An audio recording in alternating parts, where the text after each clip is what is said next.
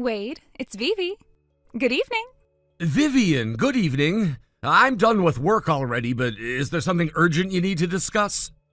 Oh, come on, you should know by now that when I'm calling this late, it's definitely not about work. Then what is it? How about we go out for dinner now? Now? Yes. Well, I've already gotten home and I've had dinner with my wife and kids. Oh, you ate with your wife already? Of course. When work ends, I go home and we have dinner together, chatting and enjoying each other's company. That's not a rare thing to do. It's just part of the daily routine. I don't think there's anything surprising about that. But, Wade, you'd like to have dinner with me, right? Huh? Why would I?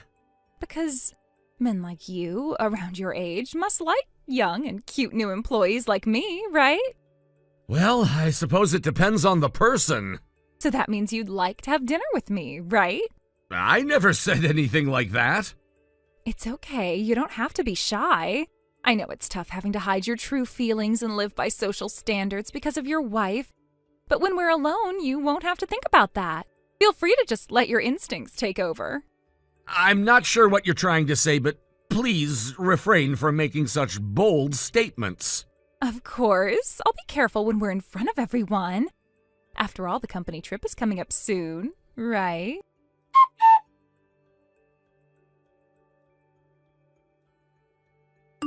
Wade, it's the company trip starting today. I can't wait for the hot springs. Good morning. Vivian? Call me Vivi. Could you please stop adding heart emojis when you message me? Huh? Why? What's the problem? Because, obviously, we're not in the kind of relationship where that's appropriate. Oh, wait. Don't tell me. Your wife saw one of my messages? What? That's awful. Oh no, I didn't mean to get you in trouble. But then again, if she's already found out, maybe we don't need to hide anything anymore. Maybe it's time we just come clean and show the world how in love we are. Excuse me, what are you even talking about? We're not in that kind of relationship, and I don't recall anything ever happening between us to suggest otherwise. Come on, Wade, you don't need to pretend anymore. There's no reason to cover things up now, right? There's nothing to cover up at all. I don't know what fantasy you're living in, but none of this is real. Oh, I just had the best idea. We're going to be together on this company trip, right? Let's make it the most romantic getaway ever. What? You're such a popular guy, Wade. I think it's time we made it crystal clear to everyone that you're already taken, that you belong to me. Vivian, seriously, let me say this again so there's no misunderstanding. We are not in any sort of romantic relationship. We never have been, and we never will be. Oh, Wade, you're just why, aren't you? That's so cute. I love that about you. Enough already! This trip is a professional event organized to help colleagues bond as a team. It's not some excuse for fantasy roleplay or whatever game you're trying to play. Please stop misinterpreting everything and don't behave in a way that disrupts the team or creates discomfort for others. Okay, let's deepen our team bonding and our love connection, too.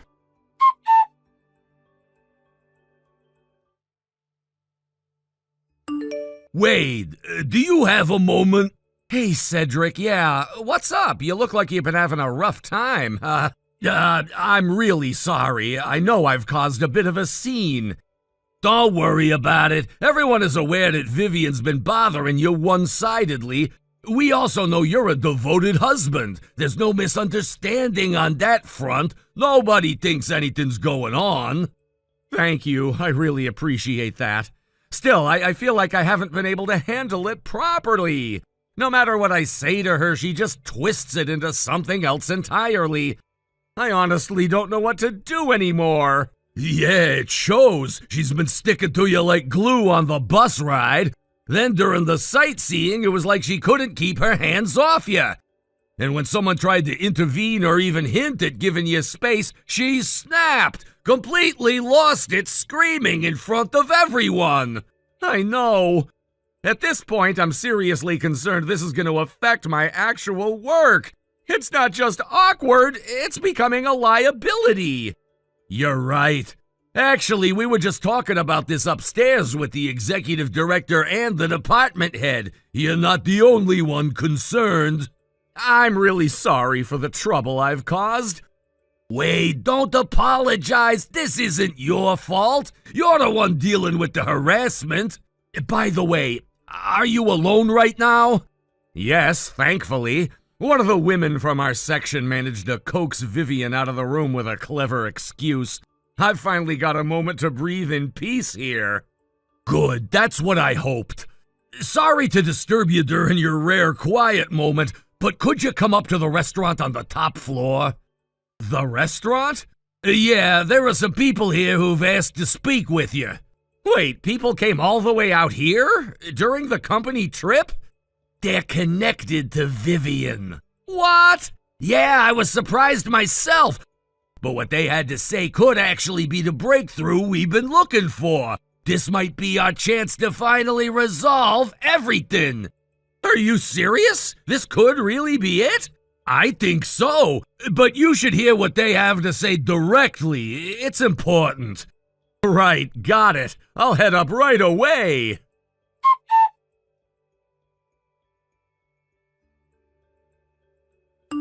Wade, good morning!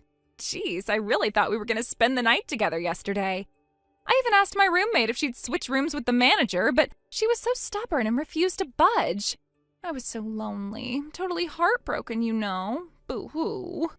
Vivian, it should have been obvious that no one was going to switch rooms. My roommate is another male employee, and this is a company-sponsored trip.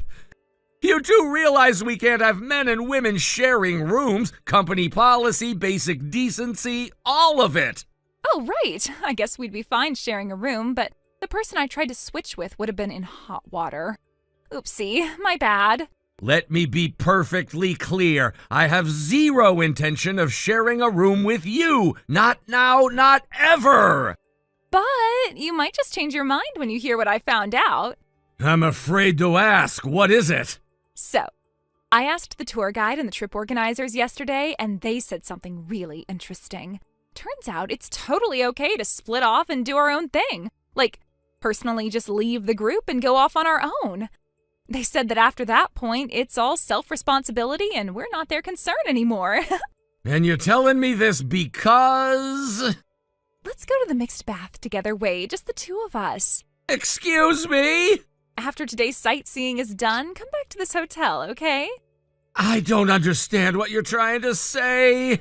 I've already told the trip organizers that you and I will be ending the company trip early, doing our own little private, local dismissal. So we'll stay here another night, just the two of us. Romantic, right? Have you completely lost it? Let's enjoy the rest of this trip together, Wade. Let's show everyone just how madly in love we are. Unfortunately for you, I've already been assigned to accompany the department head today. Wait, what? We'll be doing separate activities. I won't be joining the group tour today, or you. No way. Are you serious? I'm afraid I am. Now, if you'll excuse me. Oh, fine. I guess I have no choice. I'll just have to tolerate being apart from you for a little while. But that's okay.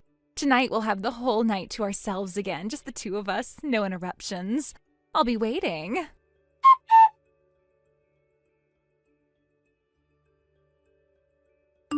Wade, I'm back at the hotel now. You should be done with your meeting with the department head by now, right? I'm already on the bus heading back. Huh? What are you talking about? Tonight was supposed to be our night, remember? You promised we'd finally be together. I don't recall ever saying anything like that. Oh, come on, quit joking. You're such a tease sometimes. Now hurry back here, okay? Just come up with some excuse. Say you forgot something, whatever. I even booked a special room with a private open-air hot spring just for us. What? Yep, that's right. A private outdoor bath just for this room. Which means you and I can soak together, no interruptions. And if you're feeling tense, I'll scrub your back for you. Sounds nice, doesn't it, Mr. Section Chief? Wait a minute, weren't you supposed to be staying with your fiancé tonight? What?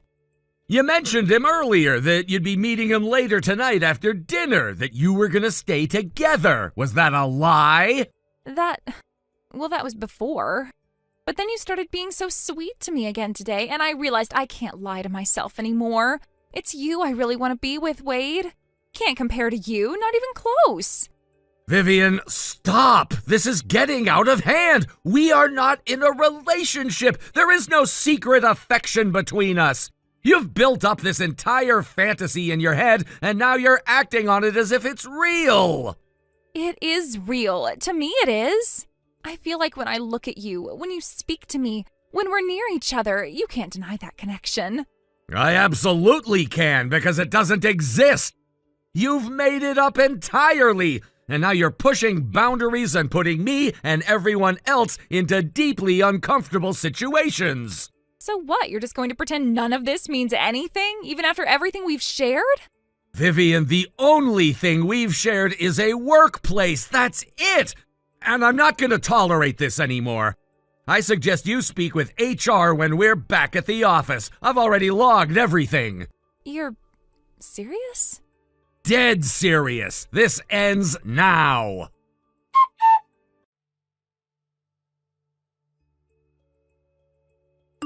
Wade!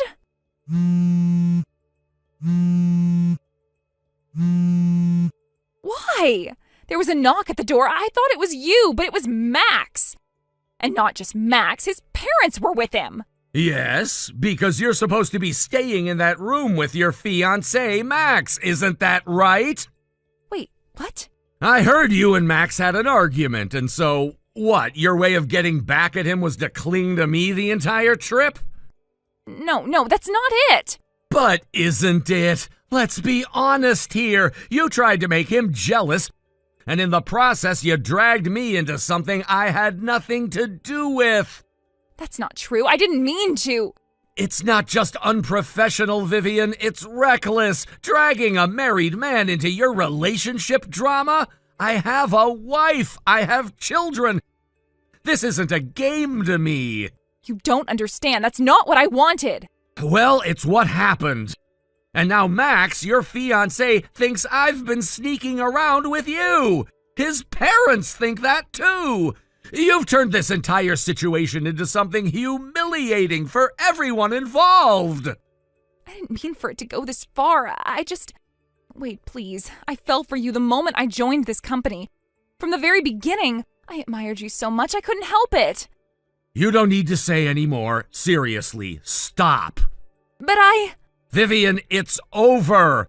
Whatever fantasy you built in your head, it ends here. You still have a chance to make things right with Max. Go do that, because I'm leaving. I'm getting on the bus and going home with the rest of the team. Please, wait, just listen. There's nothing left to say. Go fix your relationship. And for what it's worth, good luck. I hope you're happy. Wade! Take care of yourself.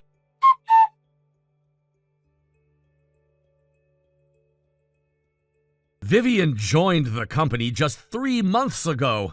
Honestly, it feels like she was here much longer. Not because of productivity or connection, but because every single day was emotionally draining. It was like living in a state of quiet panic. She carried this energy that unsettled the whole office. On the surface, she was polite, cheerful, even sweet. But beneath that, there was always something off. Something in her gaze, her tone, her laugh. It never felt right. At first, I thought I was imagining things. Maybe she was just awkward or overly friendly. But the small, strange behaviors started piling up. She'd casually ask about my kids, how old they were, what school they went to, what our weekend plans were. Not the kind of friendly interest a coworker shows, but something more invasive. She brought in homemade lunches and offered them to me every day, even when I declined. Once I caught her staring at my family photo on my desk for a little too long. That's when I knew this wasn't just me overthinking. The whole situation escalated quickly. She'd show up in the break room when I was there alone, She started bringing me coffee just the way I liked it without ever asking me how I liked it. Notes began appearing on my desk, always unsigned but clearly from her. Sweet on the surface, hope your day is as great as your smile, but deeply uncomfortable when you know the sender doesn't respect the line between professional and personal. Then the incident that changed everything. We were on an employee retreat, something simple at a hotel not far from the city. Just a few days of bonding and relaxation. But on the second day, completely out of nowhere, Vivian's fiancé and both his parents appeared at the hotel lobby. No one expected them. I didn't even know she had a fiancé. The tension in that lobby could be cut with a knife. Her fiancé's mother, I later learned, is a very traditional and extremely strict woman, and she was furious. As it turned out, Vivian had been trying to escape the pressure from her fiancé's family. According to our company president, who's seen more than his share of drama over the years, Vivian had grown tired of the conservative expectations her fiancé's family placed on her. In some twisted logic, she thought jumping ship and latching onto someone else, me, would solve everything. Why she thought a married man with kids would ever be a viable option is something only she knows. The confrontation was intense. Vivian was mortified, her fiancé was betrayed, and me? I was just glad someone else had finally stepped in and brought it all to light. After the incident, Vivian resigned from her position. She didn't even say goodbye. It was a silent exit, but nobody mourned. The atmosphere at work changed immediately. It was like a dark cloud had lifted and people could laugh freely again. We didn't realize just how tense things had become until the tension was gone. But the final twist came days later. I received a message from an unknown number. The name wasn't saved in my phone, but I recognized the style instantly. Let your love warm my heart like a hot spring. I stared at it, not sure if I should laugh, cringe, or just throw my phone across the room. There was no name, no explanation. Just that sentence, like some deranged piece of bad poetry. I showed it to my wife, who raised an eyebrow and said, "Block her." And that's exactly what I did. That was the last I ever heard from Vivian. Apparently, she's now living with her fiancé's family, not by choice from what I've gathered. Word is she's having a rough time adjusting. Strict curfews, constant supervision, no personal phone access. A far cry from the flirty, free-spirited image she tried to project in the office. Maybe it's what she needs, or maybe it's karma catching up. Either way, she's no longer my problem. And for the first time in months, I'm finally at peace. Thank you for watching and listening. We hope you enjoyed the video. Don't forget to like this video and subscribe. Also, feel free to leave a comment about what you thought of the story. We look forward to seeing you at the next story. Thank you for watching. Please subscribe and hit the like button. See you next time.